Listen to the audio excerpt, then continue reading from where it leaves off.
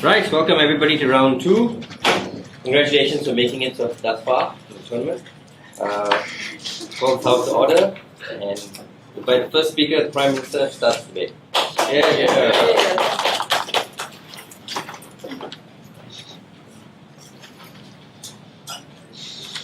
Thank you.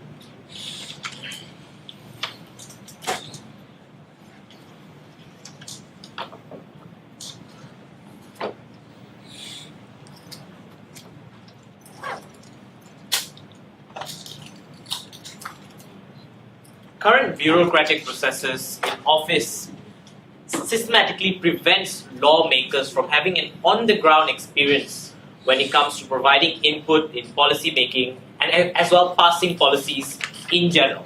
We think that this is generally bad for the improvement of public services. Side-opening government would like to see a more accountable process in allowing public services to improve, and therefore would like to apply this policy. Now, what does this mean? It basically means that during the term that these elected officials are in power, in fact they serve for the people, they have to only use public services like public transport, public education, so on and so forth, right? Services that are of public interest and are funded perhaps by the government. Public services are more often than not the most important sector to society, right? Other than just paying taxes, other than your own security in general, people a lot of times prioritize the public services in general because their day-to-day livelihoods are most dependent on public services. Public education is the most accessible to the most number of people. Public transport is the only way people get to work for the most number of people as well. We think that public services in general specifically affect the most number of people for the biggest part of their lives. So my first argument will be this. Why is it principally justified to have this policy and impose these sort of regulations on lawmakers? Secondly, how will this policy work out? And thirdly, what are the general benefits of this policy? So firstly, why is this principally justified? We think that first we have to recognize that these are representatives carrying the mandate of the people. So obviously these are politicians who perhaps start off as citizens and start off as ordinary day-to-day people who also use public transport and public education. But by the time they get into power and also the money that they accrue about being in power, they have to change their lifestyles to stop using public services, right? So just as you get richer, you stop using public services, and because private services are more convenient perhaps, use more and more private services in general. So too well off to consume more private goods, right? So why is it then justified for us to impose regulations on these individuals? We think that at the time that you are a representative of the mandate of the people and you got voted in power to make those changes, you have to constantly be a representative of those individuals. When you are running for power, ladies and gentlemen, these are individuals who experience day-to-day activities of other citizens when they were in the campaigning process, when they were in the process of convincing other individuals that they are the right person to be in power. When they were in these processes, they were actually using these sort of public transport because they weren't exactly in power. They were still individual laymen who understand other individuals in general. But once you get into power and things change and you start using private services, you can't exactly represent these individuals anymore. So perhaps at best, your first year of serving that term is the most accountable and is the most amount of services or perhaps the most amount of understanding you have of those public services, and the rest of the term you don't necessarily understand because public services, the factors and variables change all the time, right? So we think in these sort of situations, you have to make them more accountable. But before that, yes sir. How do you ensure the safety of the lawmakers using the public transportation? We can always have more security for lawmakers. In fact, they have abundance of security right now in the status quo to make sure that they don't get harmed, ladies and gentlemen. We think that that's perfectly fine on the status quo, but generally that security, they do use some form of public services once in a while, and they will use that security when they use those public services. We think that the security can be used for a longer time now when they use public services all the time. So government officials are supposed to be subjected to public policy that they themselves created, right? It's the only way to ensure accountability in the decision-making process they have. And we think that this is the appropriate check and balances that we have to apply on these individuals. But more importantly, we also have to understand the scale of the responsibility these individuals have. Because their policies are not just affecting a small amount of people. Their input on policies, and when they vote to pass certain policies, those policies affects millions of individuals every day, ladies and gentlemen. They are day-to-day activities, and given my characterization of how important public services are to citizens itself, these sort of changes are very important for individuals on the ground, the layman on the ground. We think that given that the scale of responsibility of these politicians are very huge, it's perfectly moral for us to implement a policy to make sure that they feel the same sort of policies or the effects of the policies that they are passing in the first place. So what is this policy going to do essentially to these politicians? We think that if the policy is effective, and we think it will be effective, the changes these politicians make are simple. When you start using public transport, when you start using public education, you realize the specifics of that public education or the specific problems of public education and specific problems of perhaps public transport. Once you understand the specific problems of public education and public transport, that's when you get to know which is more important than the other. Which one am I going to prioritize when I unveil my budget? Which one I'm going to prioritize when I unveil to the people how much I'm going to spend on this specific sector of public services. We think that this is when public officials get to make more changes or better changes for public services in general. But then you may be asking, right? But they have other individuals to tell them, or people who are working under them to tell them what are the problems with public services, and people can tell them in forums perhaps what are the problems with public services and public transport. We think that generally, yes, people can tell them what is wrong with public services in general, but when you don't have that essential interest to make sure that there's continuous improvement in public services, when you yourself are not held accountable, then you are not serving the maximum effort in trying to improve that public services. It's perfectly fair for us to expect a maximum effort when it comes to improving public services, especially from politicians who represent the mandate of millions of people. So we think that the changes are simple. We think the changes can be as simple as drawing new budgets or budgets that prioritize one public service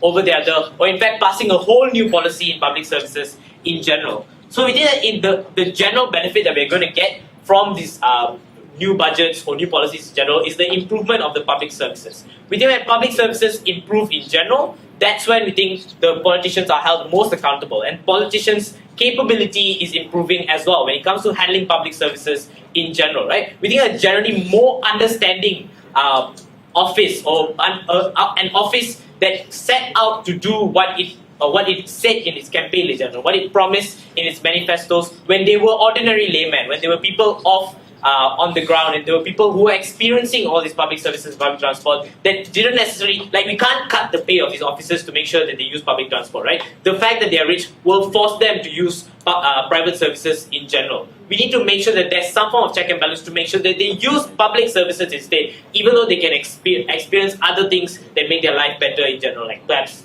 private goods and not public goods for that matter. For all those reasons, we beg to propose.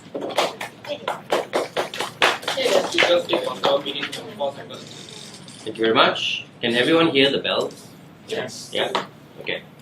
Ready? Thank you. We now invite the first speaker of opposition, the leader of opposition. Okay.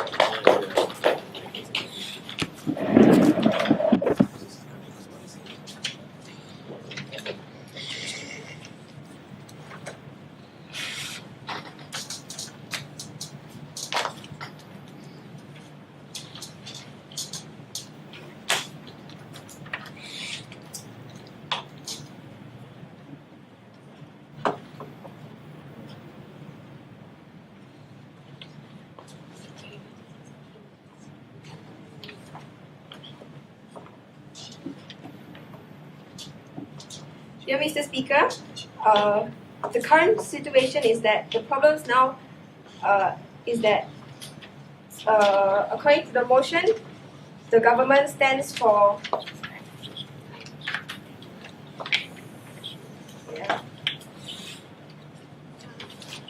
that this House believes that government officials should only use public services during their term.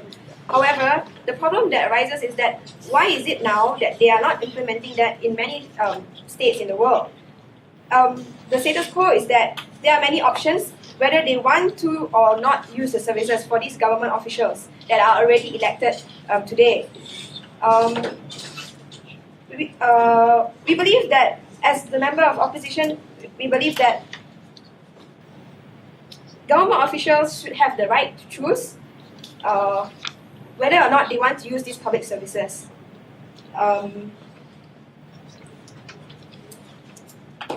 Based on what the leader of the Prime Minister has just said, that this is definitely a good way to ensure that the government is actually doing something for the country by using the public services.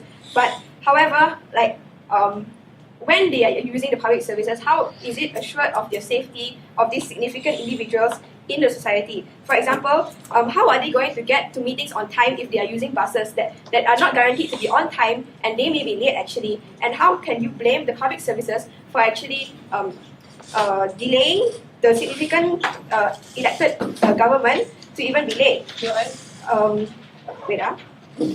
Furthermore, he said that by using public services, it guarantees that the government is actually doing the maximum effort for the country by understanding it. However, what if they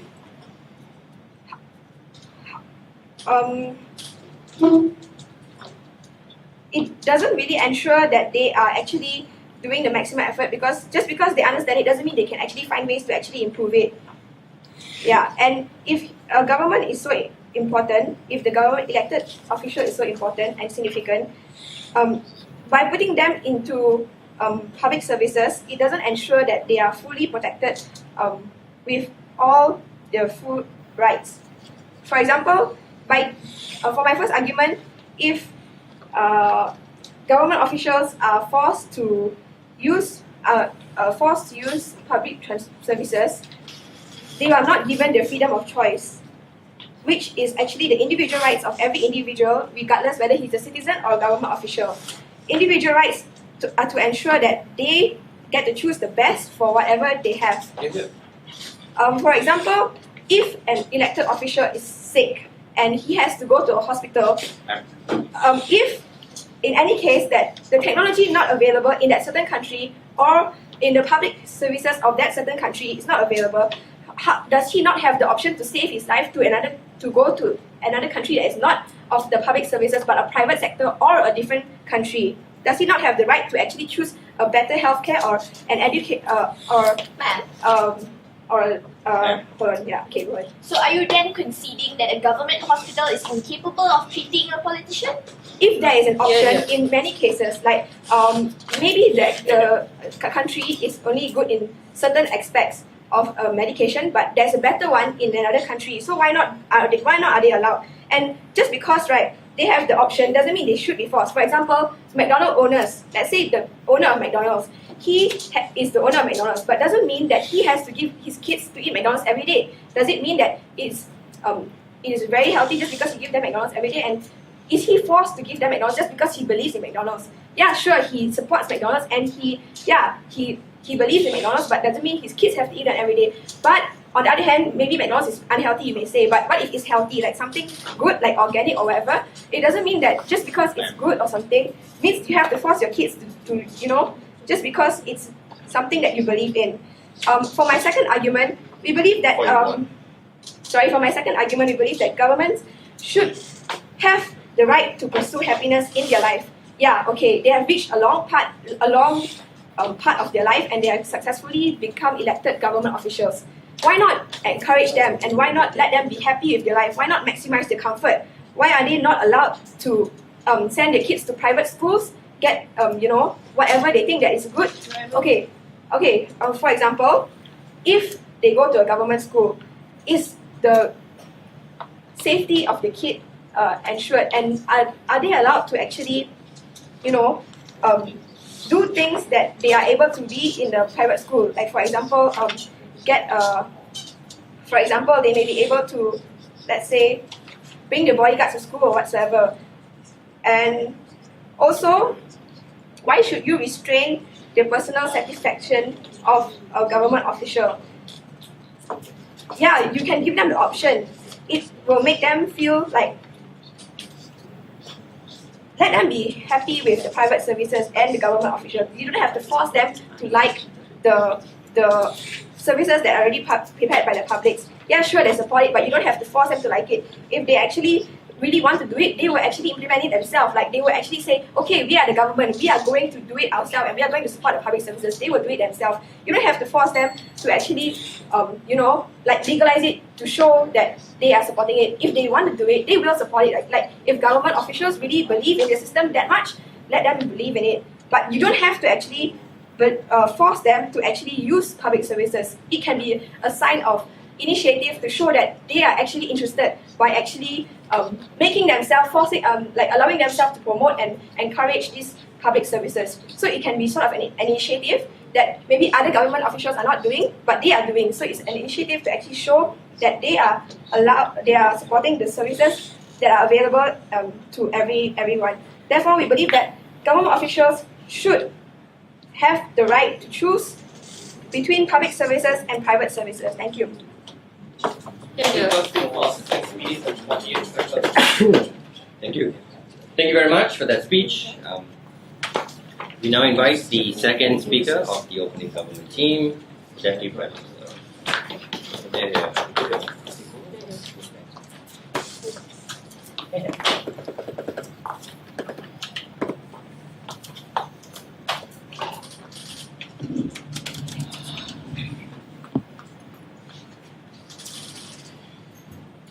If you say that we rob you of your rights or we restrict you from doing certain things, then we tell you that essentially you are doing the same thing to public people or you're doing the same thing to citizens in itself, right?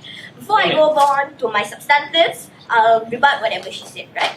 Firstly, she told you this. She brought up an issue of how safety. We tell you in status quo, currently prime ministers or candidates already go to events. Like for example, Mahathir likes to go to PEVI all the time, right? And he has security guards. We think in this same circumstance that when they want to take public transport, that kind of security guards can also happen as to how when they do public appearances, and also how it's also important to recognize the fact that public citizens also need that kind of safety. And we think that when you directly put yourself and you directly use these kind of systems, then you push yourself to enhance that kind of sector. And if it's safety that we think that is a problem in status quo, then we think that they will be directly affected when they know that their children are taking the public transport as well, right? Or sending their children to public schools.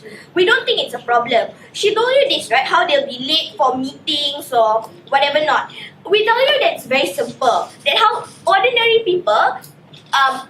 people just enough needs that kind of importance. How ordinary people have important meetings to go to, have doctors or whatnot, have places to go to, which concedes to, which in fact needs they need to save lives or whatever not, right? We think that when you're on the ground or when you're currently using that kind of places, it pushes you to be to work hand in hand with society and not just improving private sectors. But before that, yes. Do you think it's likely for politicians to go to Clinic One Malaysia? Oh, why not? That's what we want to do. Why is it a problem if they go to the One Malaysia clinic? The fact that you understand that it's taking a long process. Imagine if the Prime Minister comes, right? Every time we go to an event or we know somebody important is coming, we try to make it better or we try to push ourselves to do better. We think that in this circumstance, when you include candidates to be there all the time, it pushes public sectors to do better. Not only it pushes the candidates themselves to fix their policies, find out things from the flaws in what they have. It's more of the people itself in the public sector making an initiative to impress these people. That kind of incentive exists under status quo. No thank you, right? But the second issue that we need to talk about is the rights versus improvement as a whole. We tell you that right is not completely taken away from you first of all, right? That it's only during your term, and if you want to maximize your happiness, if you want to buy whatever you want, if you want to say you saved since you was a kid and buy a Marc Jacobs ring, so be it, right? We think that it's fine. You can maximize your happiness. You can buy as much Gucci bags as you want. But we think that in the end, we have to take away to a certain extent only during that time because it provides a better improvement of citizens in itself, right? Because they will have now a better understanding. They will share that kind of problems that normal citizens have, right? And they will know what the crux of that system, what's wrong. And even if you want to say that they don't know how to fix it, then that's a problem. Then they shouldn't be voted in. Then they will provide. And it's a competition between two candidates now fighting and putting out the best policies in in making better schools or public services. We think that this pushes competition. It pushes candidates to do better in both sections, right? How that kind of competition is healthy, and we want to propagate that kind of idea, right? But more importantly, what am I going to talk to you about? I'm going to tell you how it maintains a credibility of these candidates when they do this. Because under status quo, when you don't follow or when your policies enact good public transportation, or you say that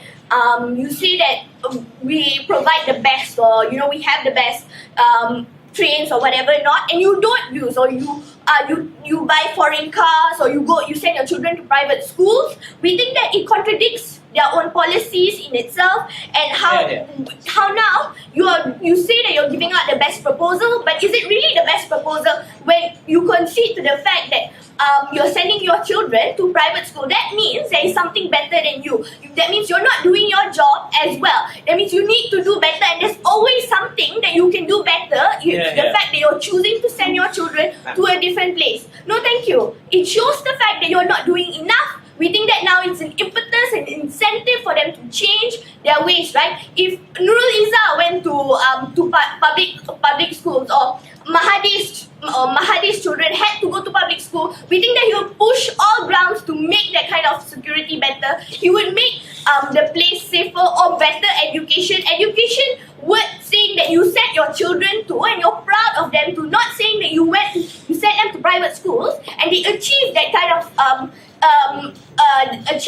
of achievement because they went to private school, right? It's not something that we want people to be, and we think that it's beneficial for candidates in itself, right? Because they're taking responsibility of people itself. How now they'll be more interactive with members of society because they see you putting in effort, right? How this will garner them votes in itself. Now it's a competition that's healthy for both parties. How, if you want to say that it's PR, we think that that's good. We think that now you associate yourself with members of the party. But on my second substantive, right? How status quo is corporate focused on private sectors alone, right? How now they only share the problems of the private industries because they only associate themselves in private industries, and how there's an imbalance of power and influence in the office because now they only push for private sectors to be better. Like, for example, the UK government lobbying for CEO bonuses in the EU because their reliance is on the private sector. How? Because they only use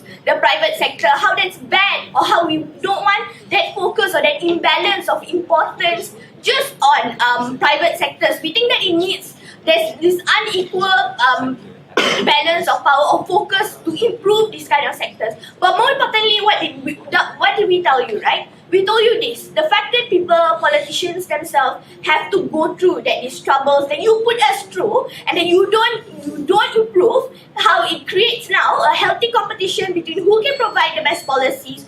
And there's a problem if you can't fix that policies, right? How it's beneficial to the candidates themselves because they have to associate themselves with the public. We think that's good for them. They understand more, and how the kind of benefits they can accrue from this. Also, how now it focuses only on private sectors. For that, thank you.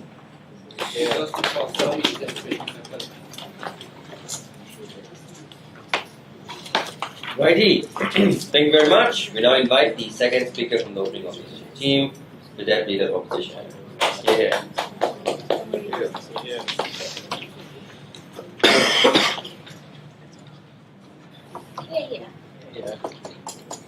Okay, good afternoon everybody.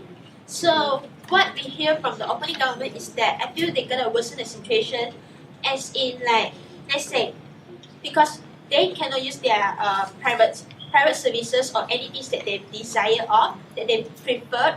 So these people, people will come to a point that they have to choose to serve the public or to serve themselves.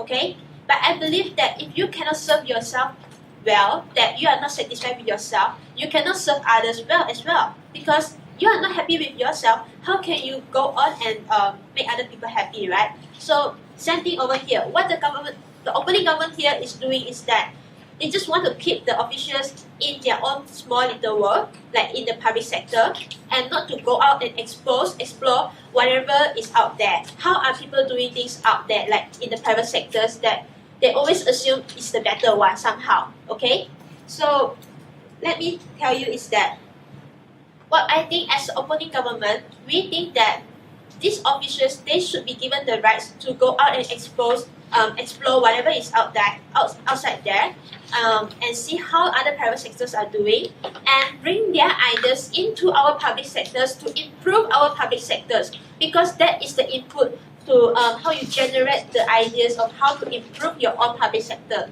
in terms of like maybe their services, maybe their efficiency, the system or the software in their management, stuff like that. It's all about ideas. If you keep on staying in your own work, where are you gonna get your ideas from? And the opening government is assuming that these officials will do nothing regarding to the public sectors if they are not using the public services. So that is the thing. But in fact, they can actually have surveys. I mean, these are the people that use the public services before. They do know the stuff. And when the times go by, they just need to once in a while go back or what. Just any times they like, instead of forcing them to go every day, using all these public services every day. Okay? So my point is community rights, because these are the officials, they are capable, they have the ability to spend more to help in the economy in a sense. And they will, if you put them into these public services, right, what I think is that they're gonna unnecessarily drain up the social welfare facilities. For example, if you go to the hospital and you need maybe organ transplant or whatever, right? You queue in the hospital line, okay? You are together fighting with other citizens. Whereby if you can go to the private one, if you are capable of doing so, go to the private one and leave the chance to others in the private hospital, right? And for example, and also another thing is that the social welfare funds. If you are okay, then you do not need to apply for all these things, whereas you can leave the chance to other people who really need it. It's the thing that you don't force the officials to use all the public services just because the government provide it. You can let them to have the option. If they need it, they can. But if they can, they are capable that they do not need it, they can leave the chance to other people. Let it be, okay? For example, Malaysia Airline is half government, okay, in Malaysia. And Malindo is low cost, private one, okay? So if the official prefer to choose the Malindo to help save the cost for the government budget probably, because it's always paid by the government, they can claim, okay? To help to save cost saving things. Why not? Give them the option to choose instead of force them to go into Malaysia Airline all the time. Sit down, please. So basically is that this official, they can go out and see what's happening out there and bring the ideas, come back to the country and contribute to the public sectors. Okay, one. Firstly, that's an argument against politicians using the public sector at all. But more importantly, why would they improve the public services with private ideas when they don't have an incentive to do so in the first place? Their children are studying in large international schools. Okay, so why are the people choosing them and elect them in the first place then? Yeah. So if these are the people that they didn't promise to do any work or whatever, people will not choose them, right? You elect them because you believe they're gonna do it. And if they don't, you know what you should do in the next term, right? Stuff like that. It's about the people, and these officials doesn't mean that just because they become officials, their rights are being stripped away. Their rights to choose whatever they want, to have their personal happiness, whatever. Go ahead, they're still a normal citizen after all, right? If they have the capability, they leave the chance to others. If not, keep it back.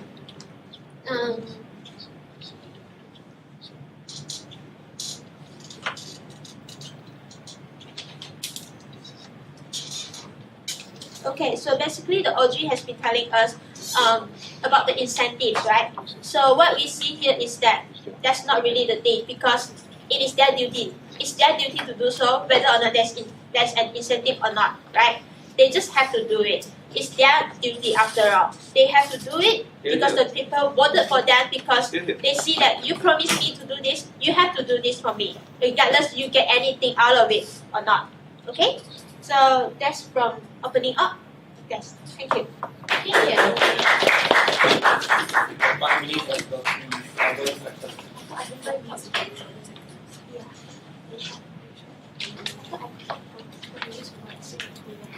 Right, thank you very much. We now invite the first speaker from the closing half the states, the member of government. Okay.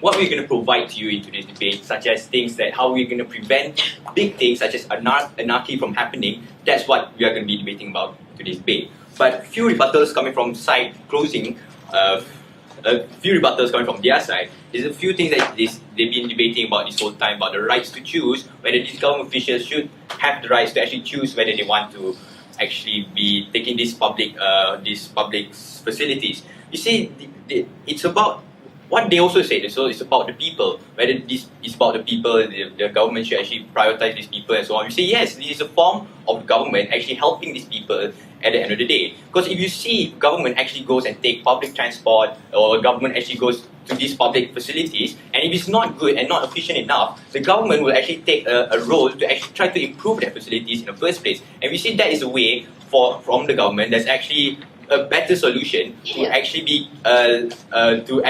improving those facilities in the public. Another thing that she says is they can go out and see whatever and just improve. You see that how often does that actually happen from a government official? How often does a government official actually go out to check the facilities that's happening around the country? We see that it rarely happens, and I believe this is a better way to go, because if the government actually takes this public facilities, we see that they can go out there, and then that's when they actually try to make things improve. Because a few things that she has said earlier, such as being late to a meeting and so on, yes, that's exactly the point. You know, because the government now, since it's late for a meeting, you'll try to make that transport be there on time. You see that he will try to do the roles as a government and try to improve those facilities in order for it to be even more punctual, just come in time. So I have a point coming from, I have two unique extensions coming from side closing government, which is how we can actually prevent bad things from happening, such as anarchy, and of course how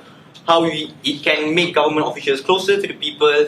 And first thing we're gonna say that the anarchy, we want government officials to be even more interactive to the society. So why we want integration to prevent things such as anarchy. So how does anarchy actually happen? Anarchy happens when your government officials doesn't actually take concern about what the society wants. So give you an example here, such as Hosni Mubarak, but he doesn't actually care about the society. He doesn't actually care. He always hired the elders and never hired the younger generation, which is we actually created a really bad social depression between those two. And we believe that it creates actually a big harm to the country, because that's why we believe that the government officials should actually go out there to actually know what the society actually wants, to prevent these things from happening, which is really harmful. Before I move on, yes, opening.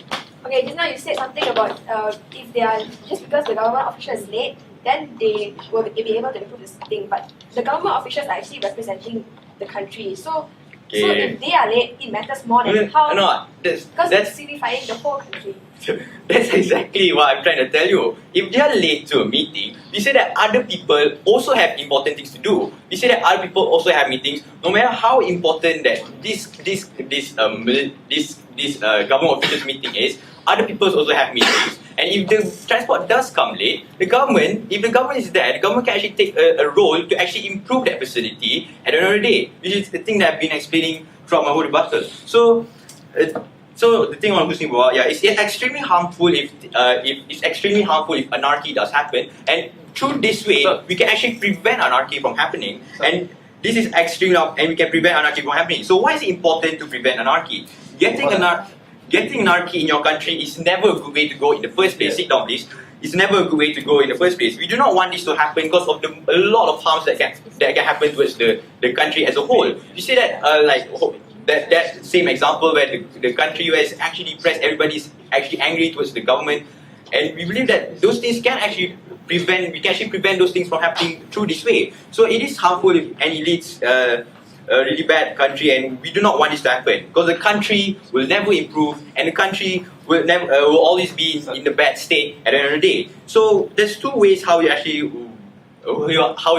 not improve at the end of the day. Because economical wise, bad, it will not improve, and people will not be living in a bad state. People will now be living in a bad state, which is another, which is the main point to why the government should actually go out there to actually try to improve these facilities that are out there in the society. So another thing is how social well-being. How since the government take concerns about how it can solve a lot of problems, economically wise and social wise. So I'm just gonna make a comparison between these two. Now they are not gonna let the government officials go out. What can actually happen? Anarchy can happen. You say that people actually go out. The government officials doesn't actually go out. It doesn't take concerns. What actually happens? Also, the society won't be happy with the government. So another way, now we compare it to our side, where we actually let those government officials go out. Now, the government officials can actually experience what the people are also experiencing, such as going late for a meeting. You see that those are the things that he can actually improve, and it's better for the country as a whole. If that's the way to actually be a good, to actually improve the country at the end of the day. So in conclusion to this point, say government officials can prevent anarchy and make the government closer to the society than they ever are. So second point is how government officials can be closer to the people. You said an example that came out from the site opening, which is how Mahathir likes to go to pavilion. You said that yes, he goes to pavilion, and that's actually he can actually interact with those people in the society. So now people will accept him. Now actually Mahathir, well now since he goes there often and so on and so forth, people won't actually look at him as Mahathir anymore. People will actually be looking at him as a person that is like a person that actually cares about the country, a person, the people's man. Those type of things that can happen if Mahathir actually goes out there and every day. Now Mahathir don't even need those security anymore, and don't even need those securities. So because he actually has those people out there, and he can actually interact with those people. You see that it's better if the government officials actually interact between the society, and that will actually create a better society at the end of the day. So with all those reasons, we are proud to propose. Yes.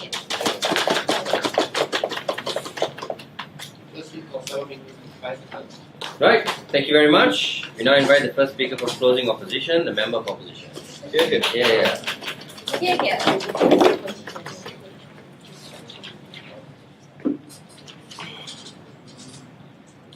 Mr. Speaker, I think the government's line of logic is solely basically on how there are things that one must do for oneself, also quoted by Robert Mugabe himself. But a short question or a short rebuttal on the government's case, or as the closing government, is Malaysia in anarchy itself? Is Malaysia in anarchy? Are people really, really unhappy like what he compared to, especially in Egypt itself, of how Mubarak, who is actually a dictator, whose authoritarian rule is actually more harmful, is actually causing a big eruption, especially inducing foreign intervention in Egypt itself. Is it that degree that Malaysia has gotten to in this time being? I don't think so. Because Malaysia, of course, is a democracy itself. You see, and on another thought, on another part of how people might not be satisfied enough with the public services that are going on, the public services that we have.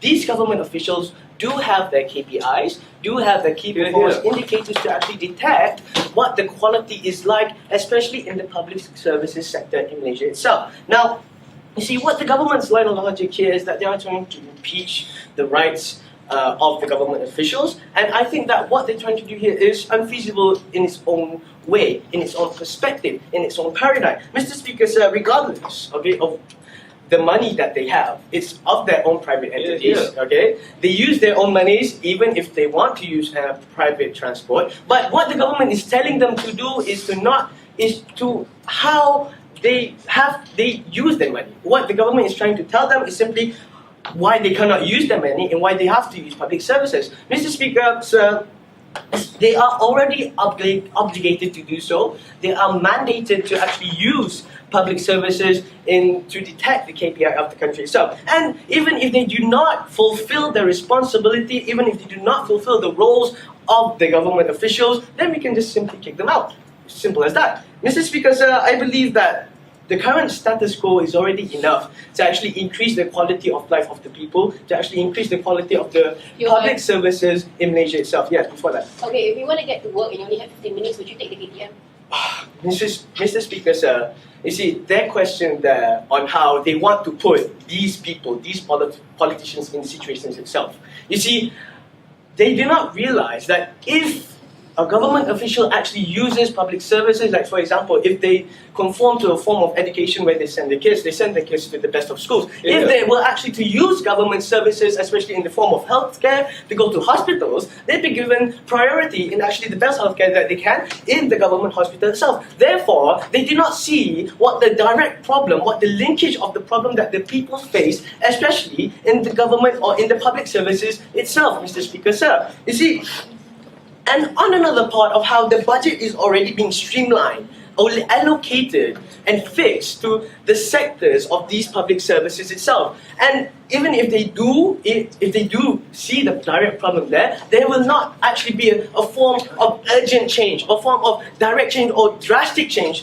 in actually increasing the quality of the public services itself. Rather, because these people, these government officials sit down, have already their own systems, have already their own informers on how the quality of the public services itself in the sector of the public itself. You see, they know because of the informers of the people what the problems that the people actually address towards these government officials. Therefore, that's the type of feasibility that is already in the status quo, which makes these public services much more efficient. Like for example, as we see itself, we do concede to the fact that government officials do go down and do actually use these public services, and there are changes, there are upgrades, and there are betterments in the public services that we have already. So why should they be subjected? Why should these government officials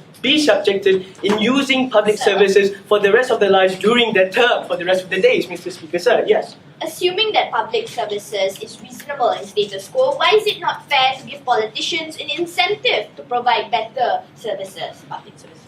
The incentive of these the government's line of incentives of these public or these government officials is mainly on the basis of assumption. They think that just because they can go through these situations itself, then they conform to a form of change in the betterment of the quality of the public services itself. So this is the government's line of logic. Whereas, sir, the extension that I provided with you of how these lawmakers or these government officials are already mandated to do so, to fulfill their responsibility towards the public itself. You see, like I said, at certain times and at the same time, they have the informers, the systems to actually acknowledge or detect the problems that they face or the problems that the public face, especially in the sector of public services itself. Therefore, sir, we believe that the government should not impeach the rights of these government officials, but the government also has the responsibility, and that we are trying to push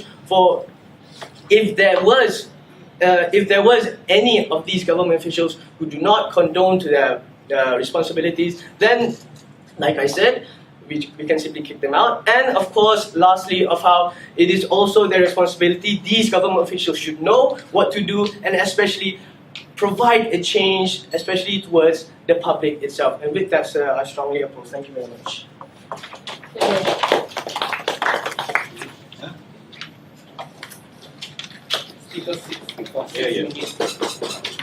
Thank you very much for the final speech on the government bench today. We now invite the government to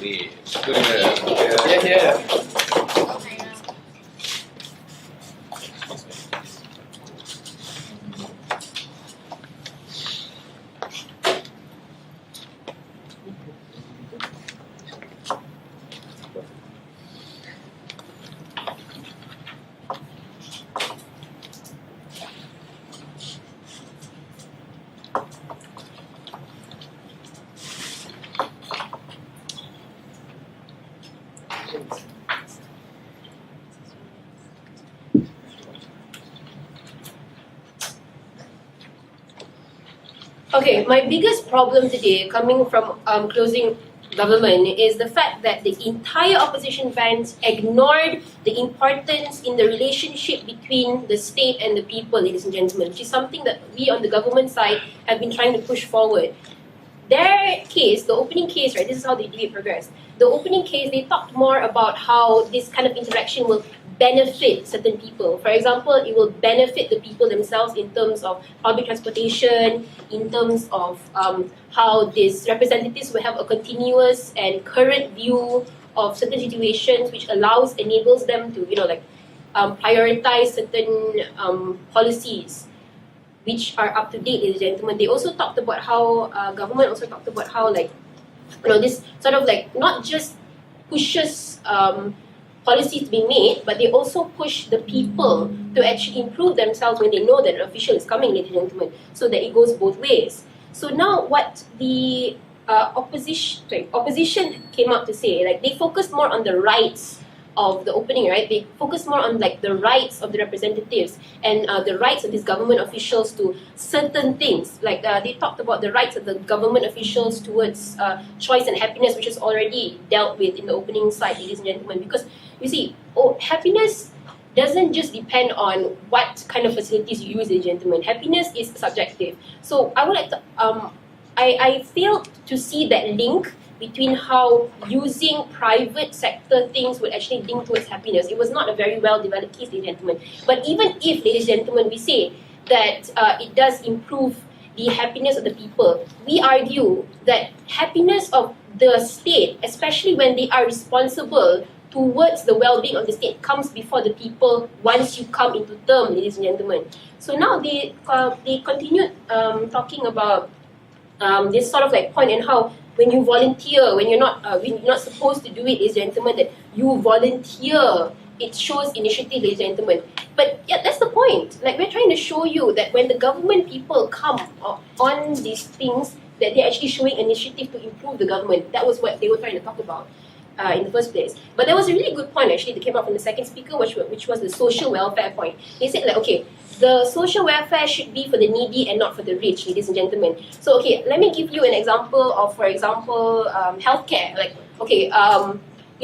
For example, if you're a rich person and you go to a government, you go to a government hospital, and then your place, your cheap, the cheapness of your healthcare should be reserved for those who actually need it because you can afford it, ladies and gentlemen. But here's the thing: you have to understand why, in the first place, do private hospitals exist? The reason why private hospitals exist, ladies and gentlemen, is not because they are richer people, but it's because the public hospitals are not enough to cater to the need of both the rich and poor. So you see these problems in countries like Malaysia, where the private sector of our healthcare is more developed than our public sector, ladies and gentlemen. But here's the thing: once you have these people to come in and actually go into your particular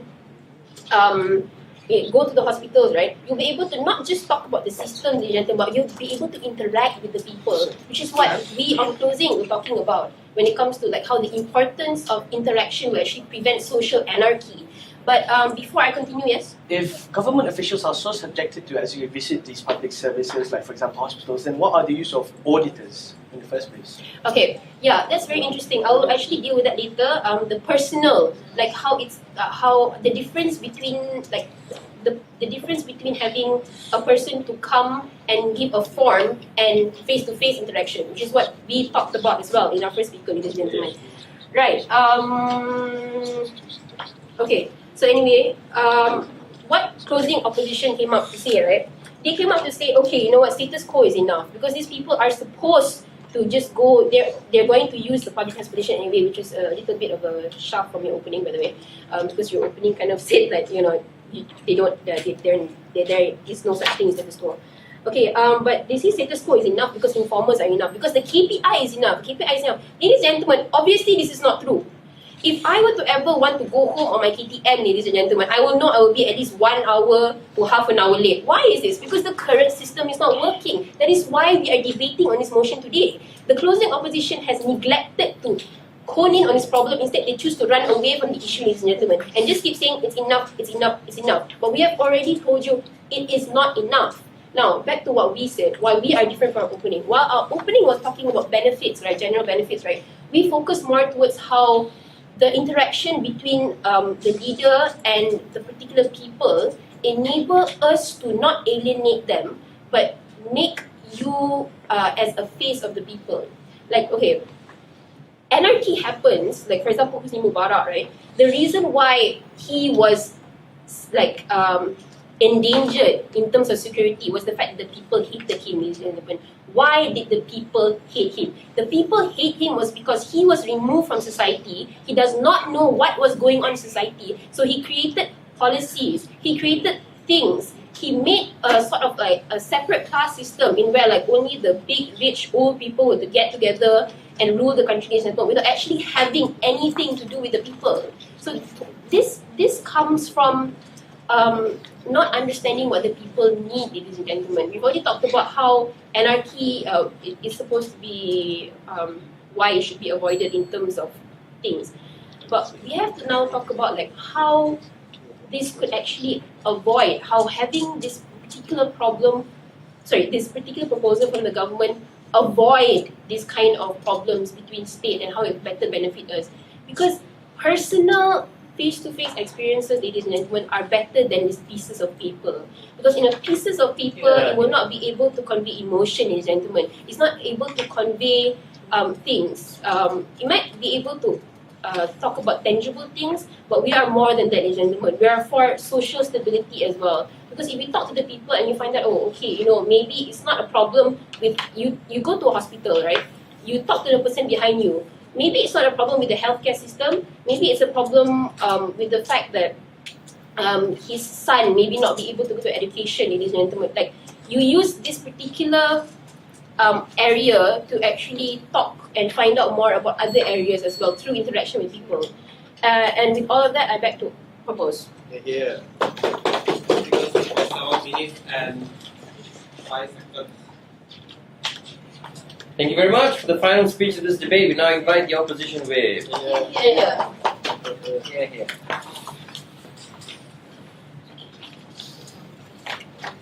Ladies and gentlemen, the entire government branch have this magical paradigm, right, where if government officials use public services, they'll start using them and public services will automatically be improved. Which is kind of a large assumption coming from them, because they fail to recognize, right, that even if these government officials use public sectors, public services, if they are inherently bad politicians, they will obviously still won't improve the services at the end of the day, right? Because they claim that as if like by only using their own paradigm, their proposal, right, then politicians will be accountable to be more proactive in solving problems regarding public services and whatnot, right? But when we look at the status quo itself, right, politicians inherently have the KPIs that they need to fulfill to as a form of accountability, right? Let's say if they do not perform certain level of improvement on public sectors, they will get kicked out on the next election. We already have this form of check and balance in the status quo itself, right? Yeah. Okay. Moving on to my rebuttals, I have 3 rebuttals. Firstly, on the brilliant point of anarchy, right? Simple question, right? Is Malaysia in anarchy? We see how Malaysia do not have this kind of legislation happening right now. We see how countries like Brunei, for example, which clearly have a very bad, interaction between politicians or maybe the monarchs towards their citizens, right? They're not in anarchy, right? This is clearly like a very large assumption coming from, especially the closing government, right? I believe that they don't really show how does better official to citizen relationship actually prevents anarchy, right? And even if anarchy were to happen, we have laws to prevent these kind of things to happen in the first place, right?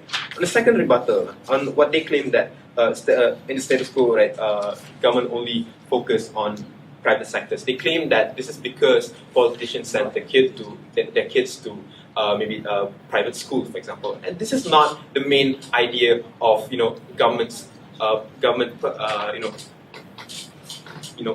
focusing more on private sector, right? Because inherently private sectors are the biggest revenue from give back the biggest revenue towards the government, right? That's where they are trying to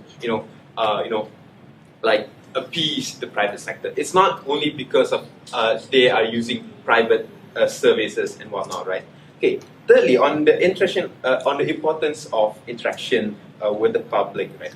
See how, as if they claim that as if politicians will automatically, for example, if they are opting towards public healthcare, right, they will be automatically, put into the wards the same as lower to middle income people, right? No, that won't happen because they will get the best treatment, the best wards possible, and those kind of usage of public sectors are not representative towards the entire public sector, and it will not be representative, and it will not solve the problems that, especially that the lower or the middle income people are facing, right? And let's say, for example, right, let's just take a quick example. Let's say if they were to ride KTM, right? Obviously, they will take taxi because it's cheap. They can afford it, while other people can't, right? Let's say if they were to ride KTM, they won't suddenly socialize with people like what they do before elections, right? They will obviously hang around with their, probably their security forces and whatnot instead of socializing with the people. Even if that were to happen, it will not occur and automatically as what they are trying to assume instead of. Okay, moving on to the clashes of today's debate. We have two clashes in today's debate, which is, let's say if the government officials are late to work, would they use KTM, right? Which is and will KTM itself be improved? Well, it's a analytical. Oh, forget it. Okay, basically, I'm talking about public sectors, right? And secondly, on incentives versus mandate. Okay, on the first clash, right? Sit down. We believe that even if the government officials are using public services, they will use the very best of that said public services. Like for example, education, they will only send their kids, their children to maybe the best MRSM or the best MCK or MCKK, for example. They don't send their children to normal day school, right? Which are where most Malaysian children are schooled, right? And we see that these kind of exposure towards the public are not the good kind of exposure, because they will only see the problems that are lying towards the very top of the public sector. They will fail to recognize, they will fail to see the problem areas that are inherent in the public sector, especially concerning the middle to the lower class citizens. This is where their policy will fail, because even if they will change a certain policies regarding, let's say for example MRSM, they won't change policies or laws regarding the lower or which are directly concerning lower to middle income. So at the end of the day, it will not solve. It will not solve the problem which the people are facing right now. What they are exposed to are not representative to what the public of Malaysia are using or facing. Secondly, we also physically mentioned on how even if these politicians use public services, it's unfair for them because what they're spending is their own money from their own pocket. It's not from Raya's pocket. It's not from the government's coffers. Let's say if they were to send their kids to overseas, right? Even if they do so, like we have auditors which audits these kind of politicians. If they were to to magically use money from the government's coffers, right? So there are already check and balance there. Second clash is that the incentive versus mandate. We already established how these government officials are mandated to do their job. If they don't do their job, they will get kicked out, right? That is their incentive actually. By actually fulfilling the KPI, they will get to be the representative of their constituent even longer, or maybe consecutively and so forth. With that, I'm very, very proud to oppose this motion.